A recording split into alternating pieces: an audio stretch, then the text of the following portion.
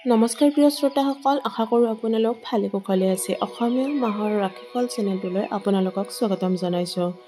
আজি আমি এই ভিডিঅ'টিত কন্যা ৰাশিৰ জাতক জাতিকাসকলে ডিচেম্বৰ মাহটো কেনেদৰে পাৰ কৰিব তাৰ বিষয়ে আলোচনা কৰিম। কন্যা ৰাশিৰ জাতক জাতিকাসকলৰ এই মাহটিত আত্মবিশ্বাস বাঢ়িব। ইমান দিনে আপোনালোকে অন্যৰ সহায়ত চলি আছিলে। এতিয়াৰ পৰা আপোনালোকে নিজে নিজেই নিৰ্ণয়সমূহ ল'বলৈ আৰম্ভ কৰিব। আপোনালোকে দেখাই দিব বিচাৰিব যে আপোনালোকে কি কৰিব পাৰে। চাকৰিতো আপোনালোকক সহকৰ্মী অথবা উচ্চপদস্থ বিষয়াৰ পৰা সহায় লাভ কৰিব। ব্যৱসায়ত উন্নতিৰ যোগ দেখিবলৈ পোৱা গৈছে। গতিকে আপোনালোকে এই মাহত যিমান পাৰে ব্যৱসায়টো সম্প্ৰসাৰণ কৰিবলৈ চেষ্টা কৰিব। শিক্ষাৰ্থীসকলৰ বাবে এই মাহটো অত্যন্ত শুভ।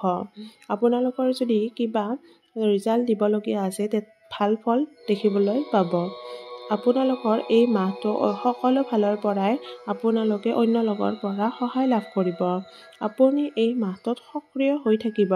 লগতে সকলো ফালৰ কামেই যেন আপুনি কৰিব পাৰিব তেনেকুৱা অনুভৱ কৰিব। বিনিয়োগৰ ক্ষেত্ৰত আপোনালোকে লাভ পোৱা দেখা পোৱা গৈছে। পিতৃ মাতৃ অথবা ভাতৃ ভগ্নীৰ লগত সম্পৰ্ক ভাল হ'ব। পিতৃৰ পৰা কিবা শিকিবও পাৰিব। স্বাস্থ্যৰ ক্ষেত্ৰত কিবা অসুবিধা পাব পাৰে। হাড়ৰ কষ্ট অথবা হৰমনৰ লগত জড়িত কিবা অসুবিধা পাব, যিবোৰ আপোনালোকৰ আভ্যন্তৰীণ শৰীৰৰ লগত ৰিলেটেড হ'ব। সন্তানৰ স্বাস্থ্যৰ অথবা শিক্ষাৰ বাবে আপোনালোক চিন্তিত হ'ব পাৰে।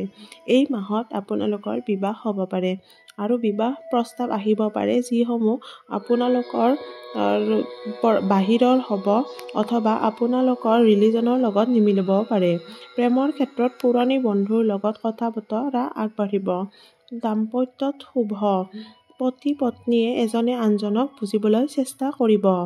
গতিকে এই মাহটো আপোনালোকৰ বাবে সকলো পিনৰ পৰাই যিহেতু ভালেই দেখা পোৱা গৈছে, গতিকে আপোনালোকৰ লগত যদি এই ৰাশিফলখিনি মিলিছে তেতিয়াহ'লে আমাৰ চেনেলটো লাইক, শ্বেয়াৰ আৰু ছাবস্ক্ৰাইব কৰিবলৈ নাপাহৰিব। ধন্যবাদ।